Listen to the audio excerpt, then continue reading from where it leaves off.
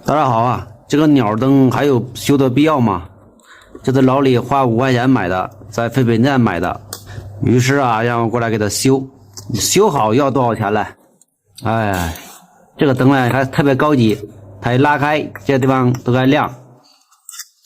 这个灯是这个开关，这是一根充电线，220的直接输入，然后充一下电吧也充不进去。看这个灯，然后开机，然后它一带负荷，这个灯都灭掉了，是不是？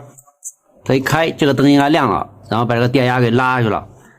这个很明显是这个充电部分出问题，或者是电池部分出了问题。咱现在拆开它，连个螺丝都没有，这鸟灯。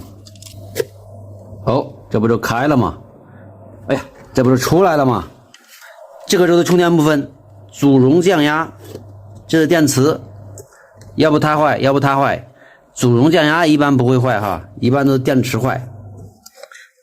这个电池是4根线，这感觉没必要啊。哦，有2根太阳能电板。哦，对，电池还是2根线。哦，果然没错，电池2根线，太阳能电板2根线。用我的23块钱的万用表打到20伏，充电。咱们测电池部分哈，电池这个正负极3.7伏、3.8伏。哦，有给电池充电，证明这个电池坏掉了。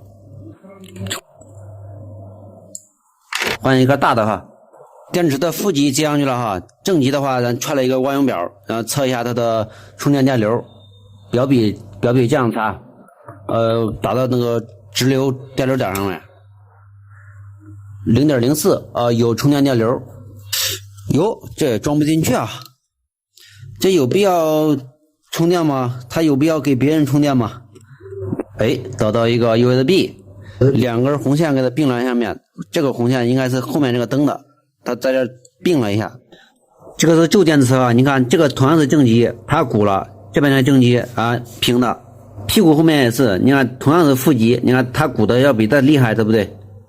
主容降压为什么会把电池冲鼓啊？首先咱们要了解一下什么叫主容降压。一般有主容降压的充电器啊，它都会给你标注让你充电几个小时，超过那个小时了，然后你这个电池很容易冲鼓。主容电压它是限流不限压，咱刚才测到的 3.7 伏哈，其实它是通过电池给它压降到 3.7 伏了。如果我们把电池取掉的话，它应该能达到200多伏，跟这个交流电是一样的伏数。而它的电流哈，咱刚才也看了 0.04， 它乘以4的话，它只有它只有 0.16 瓦，所以说它的功率特别小。比如说它让你充8个小时，而你充了16个小时，你的电池一共是 3.7 伏，它可能把你的电池充到7伏到8伏，来把里面直接充短路了，然后你的电池就充坏了，充鼓了。这个灯收到多少钱合适嘞？